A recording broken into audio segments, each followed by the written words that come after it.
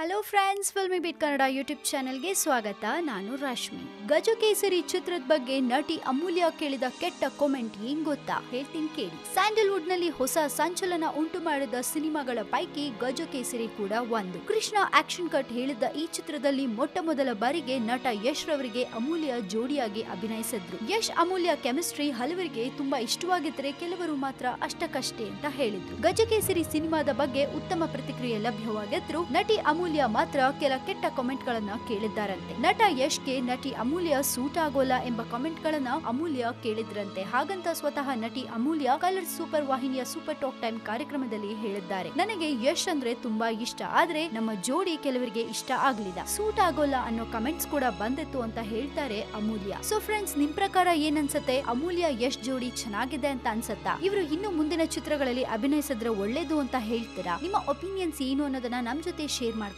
ಹಾಗೆ ಮತ್ತಷ್ಟು ಫಿಲ್ಮಿ ಸುದ್ದಿಗಳಿಗೆ ನೀವು ಮರಿಬೇಡಿ ಸಬ್ಸ್ಕ್ರೈಬ್ ಮಾಡಿ ನಮ್ಮ Filmibeat Kannada YouTube channel. ಜೊತೆಗೆ ಈ ನಮ್ಮ ವಿಡಿಯೋ ನಿಮ್ಗೆ ಇಷ್ಟವಾದಲ್ಲಿ ದಯವಿಟ್ಟು ಶೇರ್ ಮಾಡಿ, ಲೈಕ್ ಕೂಡ ಮಾಡಿ. ಹಾಯ್, ಎಲ್ಲ ಸ್ಯಾಂಡಲ್ವುಡ್ ಮೂವೀಸ್ ಅಪ್ಡೇಟ್ಸ್ಗೆ ಪ್ಲಸ್ ನನ್ನ ಮೂವೀಸ್ ಅಪ್ಡೇಟ್ಸ್ಗೆ ಪ್ಲೀಸ್ ಎಲ್ಲರೂ ನೋಡ್ತಾ ಇರಿ ಫಿಲ್ಮಿ ಬೀಟ್ ಆ್ಯಂಡ್ ದಯವಿಟ್ಟು ಸಬ್ಸ್ಕ್ರೈಬ್ ಮಾಡಿ.